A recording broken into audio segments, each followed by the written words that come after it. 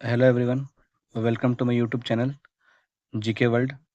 और आज हम सबसे अपना इस यूट्यूब चैनल का सबसे पहला लेक्चर पॉलिटी स्टार्ट करने वाले हैं और उसमें हम पढ़ेंगे राज्य एवं संघराज्य के बारे में। इसमें टोटल संविधान में 395 आर्टिकल है। उसमें हम सबसे पहले स्टार्ट करेंगे हमारा राज्य एवं संघराज्य क्षेत्र, जो 1 से 4 आर्टिकल तक है। टोटल कितना आर्टिकल है? 395, 1 से लेकर 395 तक है। और भाग हमारा कितना है? 22 भाग है। और जो पहला भाग है वो आता है हमारा 1 से 4 आर्टिकल। आर्टिकल को हिंदी में बोलते हैं अनुच्छेद। ठीक है, तो चलिए स्टार्ट करते हैं। हमारा पहला आर्टिकल जो भाग 1 में आता है, तो सबसे पहले है आर्टिकल 1, ये अनुच्छेद 1। इसमें है संघ का नाम और क्षेत्र। इसमें कहा गया है कि भारत राज्यों का एक संघ होगा। India that is Bharat, Bharat राज्यों का एक संघ होगा। संघ को इंग्लिश में बोलते हैं यूनियन। ठीक है, यूनियन। और यूनियन का मतलब है कि जितने भी राज्य हैं सब केंद्र के प्रति उत्तरदायी होंगे। और एक आता है हमारा फेडरेशन, जो देखिए नीचे इस तरफ में है फेडरेशन। फेडरेशन का मतलब होता है कि कोई समझौते की तरह से कोई एक स्टेट बनाया जाता है या देश बनाया जाता है। अब उस समझौते की तरह वो कभी भी टूट सकते हैं, लेकिन हमारा इंडिया जो है किसी भी भाग में कभी भी टूट नहीं सकता है। तो ये हमारा पहला अनुच्छेद, जिसमें क्या है? भारत राज्यों का एक संघ होगा, संघ का नाम और क्षेत्र होगा। उसी तरह दूसरा आर्टिकल है कि हम किसी भी नए राज्य का प्रवेश या स्थापना कर सकते हैं। जैसा कि हम जानते हैं, सिक्किम को 22वां राज्य का दर्जा दिया गया था। किसको? सिक्किम को। सिक्किम को 22वां राज्य का दर्जा दिया गया था। अब कब दिया गया था? 16 मई 1975 में। 16 मई 1975। 16 मई 1975 में सिक्किम को 22वां राज्य। ठीक है, 16 मई 1975 को। तो उसी तरह हम किसी भी स्टेट, नया स्टेट को हम मिला सकते हैं अपने अंदर, उसका स्थापना कर सकते हैं। ठीक है, तो ये हमारा 2 आर्टिकल हो गया। पहला क्या था? भारत राज्यों का एक संघ होगा, यूनियन होगा। और दूसरा क्या है? नए राज्यों का प्रवेश या स्थापना। अब आते हैं हमारे तीसरे आर्टिकल, तीसरे अनुच्छेद की तरफ, जिसका नाम है नए राज्यों का गठन। नए राज्यों का गठन। नए राज्यों का गठन, विद्यमान राज्यों के क्षेत्र, सीमाएं या नामों में परिवर्तन। जैसे कि अब तेलंगाना हैदराबाद से अलग हो गया। तेलंगाना हैदराबाद से अलग हो गया। सॉरी, तेलंगाना आंध्र प्रदेश से अलग हो गया। ठीक है, उसी तरह कोई भी स्टेट को हम किसी भी दूसरे स्टेट से अलग कर सकते हैं। जैसे उत्तराखंड यूपी से अलग हुआ है, झारखंड बिहार से अलग हुआ है। इसी तरह कोई भी स्टेट को हम अलग कर सकते हैं। उसके बारे में आर्टिकल 3 में दिया गया है। आर्टिकल 3 ये हो गया। उसके नाम में भी चेंज कर सकते हैं, कुछ नया नाम लाया जा सकता है, कुछ सीमाएं बढ़ाया जा सकता है। तो ये हो गया आर्टिकल 3। अब है आर्टिकल 4। आर्टिकल 4 में कहा गया है कि जितनी भी आर्टिकल 2 और 3 में चेंजेस होंगी वो आर्टिकल 368 से बाहर रखा गया है। अब आप लोगों को पता नहीं है 368 है क्या? ये है संविधान संशोधन। इसमें संविधान संशोधन किया जाता है, इसमें अमेंडमेंट किया जाता है। अमेंडमेंट मतलब संशोधन। अमेंडमेंट मतलब संशोधन होता है, संशोधन किया जाता है। इसमें आर्टिकल 368 से अलग रखना मतलब इसको राष्ट्रपति या प्रेसिडेंट से दूर रखना। प्रेसिडेंट से इसमें कोई भी हस्तक्षेप प्रेसिडेंट नहीं करेगा। अब आप मान लीजिए कि हम कल पाकिस्तान में पीएम मोदी कह दें कि कल पाकिस्तान को अपने में मिलाना है, तो अब वो बिल पास होगा लोकसभा से, फिर राज्यसभा, उसके बाद जाएगा प्रेसिडेंट के पास। ऐसे करते करते लेट हो जाएगा, जिसके कारण हम उसमें कब्जा नहीं कर सकते हैं इतनी जल्दी। इसीलिए इसको प्रेसिडेंट से बाहर रखा गया है, 368 से बाहर रखा गया। प्रेसिडेंट में कोई हस्तक्षेप नहीं करेंगे, जिसके वजह से इसको उससे बाहर रखा गया है। तो आप लोगों को चारों आर्टिकल समझ में आ गया। एक क्या था, यूनियन के बारे में है, भारत राज्यों का एक संघ होगा। दो क्या है, न्यू स्टेट के बारे में है, हम किसी भी स्टेट को मिला सकते हैं। तीसरा क्या है, जो हमारे देश के अंदर इंटरनल स्टेट जितने भी हैं या केंद्र शासित प्रदेश हैं, उनमें बाउंड्रीज में चेंज या फिर नेम में चेंज या फिर उसका नाम बदल सकते हैं, बाउंड्री बढ़ा सकते हैं, या किसी अन्य राज्य से किसी को अलग कर सकते हैं। ये हो गया हमारा 3 आर्टिकल। और लास्ट चौथा आर्टिकल था कि हम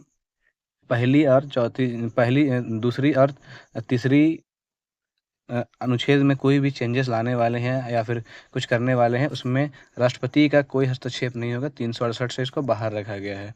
बस ये 4 आर्टिकल यहाँ पे ख़त्म हो जाते हैं। आइए कुछ कुछ इसके बारे में अन्य जानकारी प्राप्त कर लेते हैं। ठीक है, इसके बाद है भारत का संघ। संघ क्या होता है, जैसे कि मैंने आपको अभी बताया, संघ मतलब होता है संघ मतलब होता है कि जैसे हमारे टोटल अभी 28 राज्य हैं। 28 राज्य मिल करके एक कंट्री बनता है। यह एक संघ है। इससे कोई भी 28 राज्य में से कोई भी एक राज्य हमारे भारत देश से अलग नहीं हो सकता है। ठीक है, उसी तरह फेडरेशन क्या होता है, जैसे कि मैंने बताया था, फेडरेशन होता है कि यूएसए एक फेडरेशन है, उसके जितने भी स्टेट्स हैं वो एक समझौता के तौर पर हैं अपने देश में, मतलब यूएसए से। यूएसए बनाया गया है उसे, इसीलिए यूनाइटेड स्टेट्स ऑफ अमेरिका कहते हैं। ये सब यूनाइटेड है। समझ में आ गया? ठीक है, अमेरिकी संघ है। ठीक है, और इसके बाद आगे चलते हैं। 2 या 3 के अनुच्छेद में ये कोई भी ये नहीं होगा, ये भी बता दिया था मैंने। ठीक है, और वही 300वां अधिनियम जो उदाहरण के तौर पर बांग्लादेश के बीच में किया गया है। ठीक है, अब आते हैं आगे। धर आयोग, इसका नाम है एस के धर। ठीक है, ये कमेटी है, एक कमेटी बनाया गया था एस के धर आयोग 1948 में।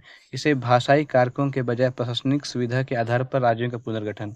ठीक है, पहले प्रशासनिक आधार पे किया गया था राज्यों का पुनर्गठन। उसके बाद क्या किया गया, JVP समिति बनाई गई। जे से होता है जवाहरलाल नेहरू, वी से होता है वल्लभ भाई पटेल, और पी से होता है पट्टाभी सीतारामैया। ठीक है, ये तीनों के नाम से एक कमेटी बनाया गया था, जिसमें कहा गया था कि भाषाई आधार पर राज्यों को दिया जाएगा। ठीक है, ये हो गया।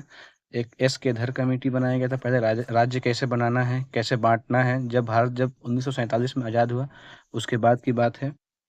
तो पहले एस के धर आयोग बनाया गया, फिर JVP समिति का बनाया गया था। ठीक है, अक्टूबर 1953 में भारत सरकार का पहला भाषाई राज्य मजबूर होना पड़ा। ये है आंध्र प्रदेश के नाम से हुआ क्या था कि तमिल के अंडर में आता था आपका आंध्र प्रदेश। ठीक है, तो एक तमिल और एक आंध्र प्रदेश, दोनों में लैंग्वेज बैरियर बहुत ज़्यादा हो जाता था। तमिलनाडु का हाई कोर्ट हो गया या फिर कुछ भी चीज़ें, वो आंध्र वाले लोग उतना बोल नहीं पाते थे, लिख नहीं पाते थे, जिसके कारण इसको हटा दिया गया। और ये अनशन में बैठे थे, 56 दिन का अनशन था इनका। ठीक है, आंध्र प्रदेश में आंदोलन के जनक कहा जाता है पोट्टी श्री मुल्लू को। ठीक है, ये था। और उसके बाद बनाया गया था फजल अली आयोग। ठीक है, फजल अली आयोग ये बहुत इंपॉर्टेंट है, इसको स्टार मार्क कर लीजिए। फजल अली आयोग। ठीक है, फजल अली आयोग क्या था, 1953 में लाया गया था। राज्यों के पुनर्गठन के आधार के रूप में भाषा को स्वीकार किया गया था, मतलब उसके बाद किया गया कि भाषा के रूप में सब बनाया जाएगा हर एक राज्य। क्योंकि 1953 में अभी आप देखें कि आंध्र प्रदेश को भी बनाया गया। ठीक है, उसी तरह तो कौन सा ये से बनाया गया था, कौन सा आयोग से, तो फजल अली आयोग। ठीक है, ये इंपॉर्टेंट है, फजल अली आयोग, उसमें अध्यक्ष थे, इसलिए फजल अली आयोग कहा जाता है। ये हो गया। और उसके बाद आगे है राज्यों का पुनर्गठन अधिनियम।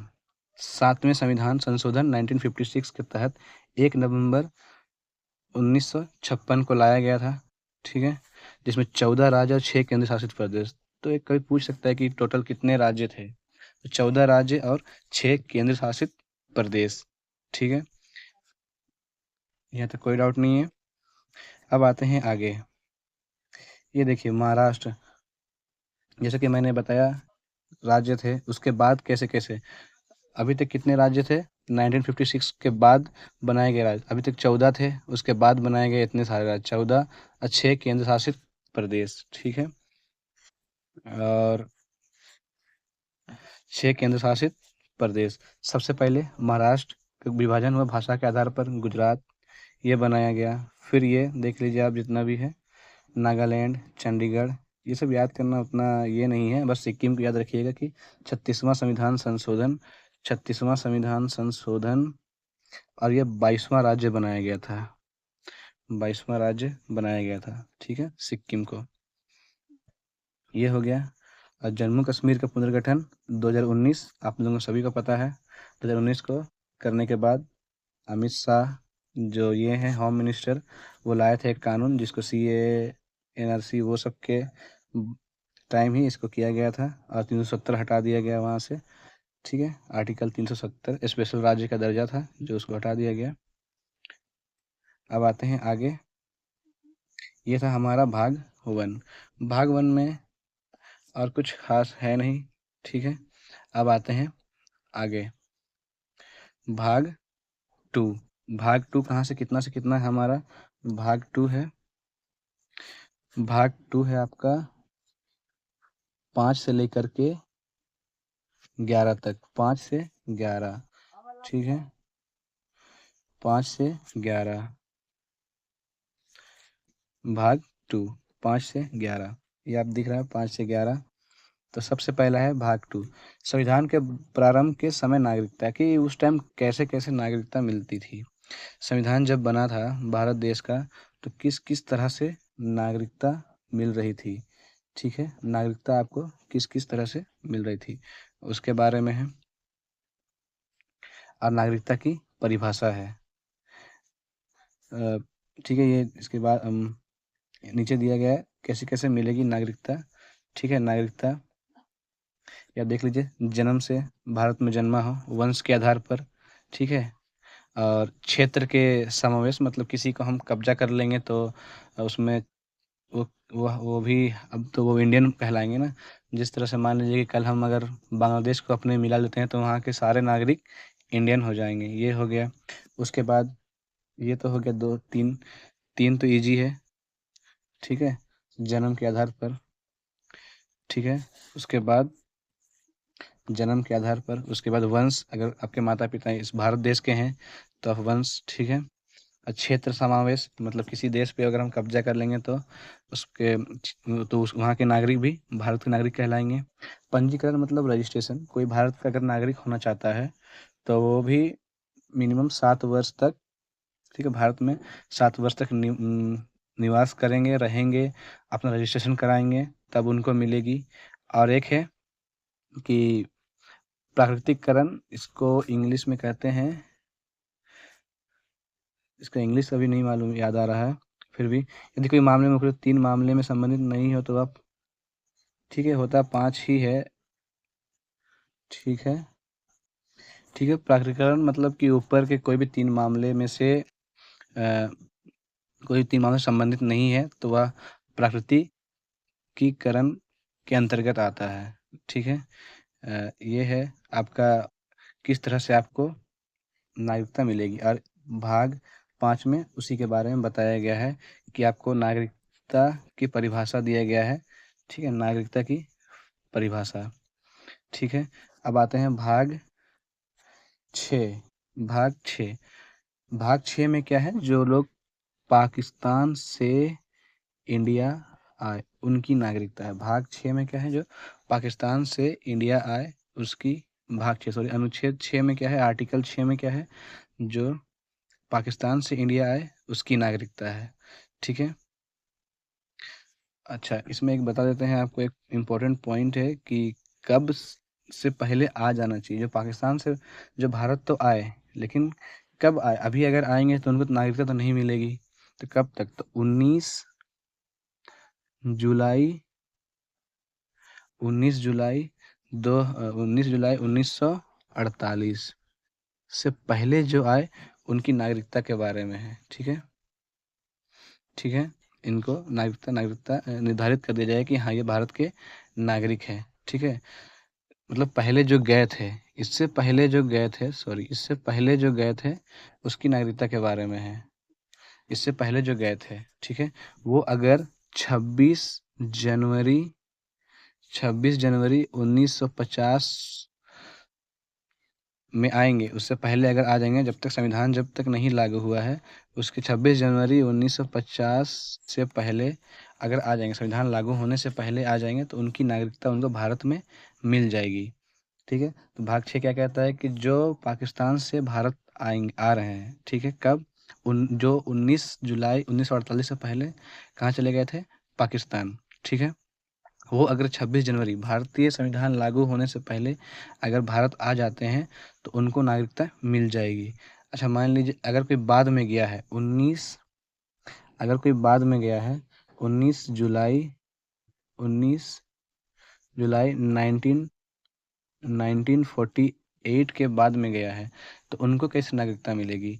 उनको 6 मंथ का रजिस्ट्रेशन करना पड़ेगा इंडिया में आकर के, तब जाके उनको नागरिकता मिलेगी। दोनों पॉइंट समझ में आ गया? ठीक है, दोनों पॉइंट समझ में आ गया। सबसे पहला क्या था? सबसे पहला था कि भारत में नागरिकता कैसे कैसे मिलेगा। ठीक है, नागरिकता की परिभाषा है अनुच्छेद 5। और दूसरा क्या है? दूसरा है मतलब अनुच्छेद 6 क्या है, आर्टिकल 6 क्या है? ऐसे लोग जो 19 जुलाई 1948 से पहले गए हैं, तो उनको संविधान लागू होने से पहले आ जाना है, उनको पाकिस्तान से भारत आ जाना है, उनको नागरिकता इजीली मिल जाएगी। लेकिन जो 19 जुलाई 1948 के बाद गए हैं और वो अगर आएंगे संविधान लागू होने तक, तो उनको 6 महीने का रजिस्ट्रेशन करना पड़ेगा। तो ये हमारा दो था, 5 और 6। अब आते हैं अनुच्छेद 7। अनुच्छेद 7 क्या है? वे लोग जो पाकिस्तान चले गए और फिर भारत वापस आएंगे, वे लोग जो इंडिया से कहाँ गए, वे लोग जो पाकिस्तान चले गए फिर भारत, इंडिया से पाकिस्तान गए, फिर कहाँ आएंगे, इंडिया आएंगे, तो उनकी नागरिकता के बारे में बताया गया है। ठीक है, इसका निर्धारित डेट कौन सा है? जो 1 मार्च 1947 से के बाद गए हैं, उनकी नागरिकता के बारे में है। ठीक है, 1 मार्च उनकी नागरिकता के बारे में, ये उनको फिर ये इजीली मिल जाएगा। ठीक है, तो डेट क्या है? 1 मार्च 1947। और वो कौन है? जो इंडिया से पाकिस्तान गए फिर से इंडिया आना चाहते हैं, उनकी नागरिकता के बारे में। तो ये समझ में आ गया? ठीक है, सबसे पहला क्या था? सबसे पहला था कि परिभाषा है, नागरिकता की परिभाषा है। उसके बाद जो पाकिस्तान से इंडिया आएंगे, उसके बाद जो इंडिया से पाकिस्तान गए हैं फिर वो इंडिया आना चाहते हैं, उनके बारे में है। ठीक है, तो ये हो गया इसका 3 हो गया, 5, 6 और 7 इजी था। 8, ठीक है। अब 8 क्या है कि भारत से बाहर जाने वाले भारतीय मूल के व्यक्ति को मतलब कोई मान लीजिए कि विराट कोहली चैंपियंस ट्रॉफी खेलने यूएई गए थे, अभी दुबई में मैच था, यूएई गए थे, तो उनकी नागरिकता समाप्त नहीं होगी। ठीक है, खेलने, घूमने, पढ़ने, ये सब में नागरिकता कभी भी समाप्त नहीं होती है। ठीक है, तो ये कोई भी आप घूमने जा रहे हैं तो आपकी नागरिकता समाप्त नहीं होगी। तो ये हो गया 1, 5, 6, 7 और 8, ये हो गया। अब है 9। अगर मान लीजिए कि अगर कोई विराट कोहली खेलने गए हैं और वहाँ खेलने के बाद रह गए और वहाँ की नागरिकता ले लिए, तो उनकी नागरिकता समाप्त हो जाएगी, क्योंकि हमारा क्या है, सिंगल सिटीजनशिप है, इसीलिए वो नागरिकता वहाँ पर छीन ली जाएगी इंडिया का। ठीक है, अच्छा, एक बात बताने भूल गए आप लोगों को कि जो नागरिकता है वो किस देश से लिया गया है? वो लिया गया है ब्रिटेन से। ठीक है, ब्रिटेन से लिया गया है, और हम लोग का है जो सिंगल सिटीजनशिप है। और सिंगल सिटीजनशिप के बारे में कौन सा आर्टिकल बताता है? वो हम लोग का किसी ये, ठीक है, सिंगल सिटीजनशिप जिसको बोलते हैं एकल नागरिकता। ठीक है, ये हो गया।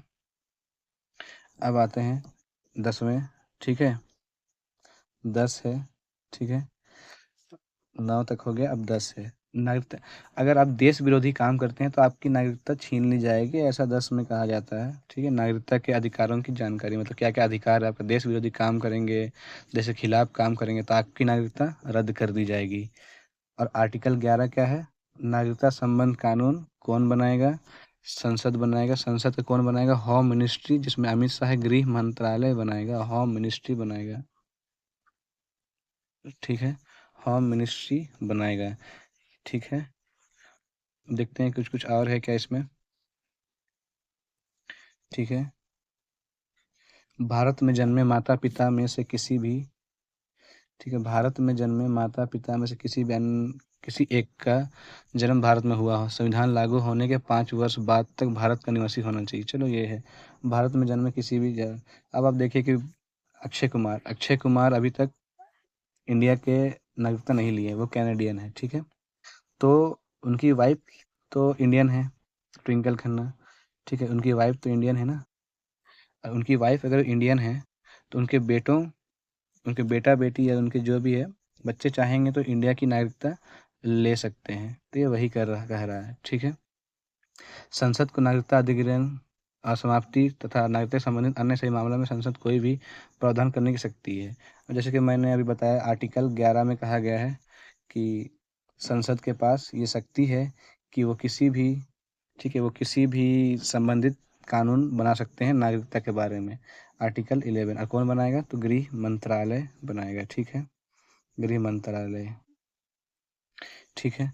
अब ये है त्याग, खत्म कैसे होता है, समाप्ति कैसे होगा, इसके बारे में दिया गया है। समाप्ति कैसे होगा, ठीक है, समाप्ति कैसे होगा, इसके बारे में दिया गया है। समाप्ति कैसे होगा, तो सबसे पहले यदि कोई भारतीय नागरिक स्वेच्छा से करें, चलिए ये तो खुद से है, जो खुद से करेगा, ठीक है। हाँ, ये है, कोई त्याग द्वारा, कोई त्याग दे देता है, ठीक है।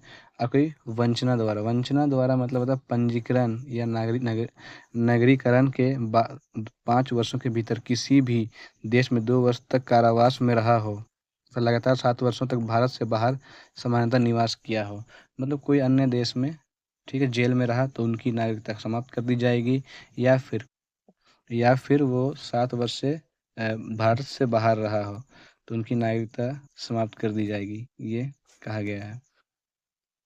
अब आते हैं आगे, ठीक है, आगे नागरिकता संशोधन अधिनियम, ये कब लाया गया था, ये अभी आप लोगों को पता होगा, ये हाल ही में लाया गया था और ये बहुत चर्चा में भी रहा है, ठीक है। ये हाल ही में लाया गया था और ये बहुत चर्चा में भी रहा है। सबसे पहले क्या है, सबसे पहले अफगानिस्तान, बांग्लादेश और पाकिस्तान से 31 दिसंबर 2024 को या उससे पहले भारत में प्रवेश करने वाले हिंदू, सिख, बौद्ध, जैन, पारसी और ईसाइयों को अवैध प्रवासी नहीं माना जाएगा तथा इन समूहों के लिए 11 वर्ष की अनिवार्यता घटाकर 5 वर्ष कर दिया गया है। मतलब कह रहा है कि जो भी अफगानिस्तान और बांग्लादेश, पाकिस्तान से 31 दिसंबर 2014 से पहले अगर भारत में आने वाले कोई भी धर्म को, जनरली सभी धर्म को ये कर लिया गया है, ठीक है, तो 11 वर्षों की नहीं, उन्हें 5 वर्षों के लिए ही दिया जाएगा, ठीक, अनिवार्यता को, ठीक है, उनको रजिस्ट्रेशन 5 वर्ष का ही कर दिया गया है, ठीक है, ये है। उसके बाद क्या है, उसके बाद है, ठीक है, एनआरआई के बारे में। एनआरआई एक है एनआरआई, एनआरआई का मतलब होता है, ठीक है, एनआरआई, ठीक है, नन रेसिडेंशियल ऑफ इंडियन, ठीक है, एनआरआई अनिवासी भारतीय, एक भारतीय जो सामान्यतः भारत से बाहर रहता है और जिसके पास भारतीय पासपोर्ट है, वीजा की आवश्यकता नहीं है, ठीक है, इसको एनआरआई बोलते हैं। आप बहुत सारे देखे हैं कि कनाडा जाके वहाँ रह लेते हैं, भारतीय पासपोर्ट होने के बाद भी वहाँ रहते हैं, तो इंडिया के, उन्हें एनआरआई बोलते हैं हम। फिर आता है पीओआई, ठीक है, पीओआई, उसे उसे पीओआई उसे कहा जाता है जो भारतीय मूल का व्यक्ति, ठीक है, ऐसा व्यक्ति ऐसा व्यक्ति जिसके पूर्वज भारतीय राष्ट्रीय थे और जो वर्तमान में किसी अन्य देश की नागरिकता राष्ट्रीयता रखते हैं, अर्थात उसके पास विदेशी पासपोर्ट है, वीजा आवश्यक है, उसको पीओआई बोलते हैं, ठीक है, समझ गए पीओआई किसको बोलते हैं। फिर आता है ओसीआई, ठीक है, ओसीआई, फिर क्या है, ओसीआई क्या है, भारत के विदेशी नागरिक, ठीक है। नागरिकता अधिनियम 1955 के तहत भारत के विदेशी नागरिक ओसीआई कार्ड धारक के रूप में पंजीकृत व्यक्ति जीवन भर वीजा के भारत में यात्रा कर सकते हैं। इसे ओसीआई कहते हैं, ठीक है। जनरली इससे क्वेश्चन आज तक आया नहीं है, इसीलिए फिर उतना डिटेल्स में हम इसे नहीं पढ़ते हैं, ठीक है। ये था उस सब के बारे में, नागरिकता, ठीक है। कल अगला लेक्चर हमारा मौलिक अधिकार के बारे में होगा, जो कि इम्पोर्टेंट है, ठीक है। वीडियो अच्छा लगा हो तो सब्सक्राइब कर लीजिएगा। डेली हम 395 आर्टिकल तक आपको पढ़ाने वाला हूँ, ठीक है। 395 पूरा, उसके बाद अमेंडमेंट, उसके बाद कि सोर्स कहाँ से क्या लिया गया है। फिर हम पढ़ेंगे रेगुलेटिंग एक्ट 1773 से भारत के संविधान बनने तक 1950 तक क्या क्या हुआ है, ठीक है। धन्यवाद।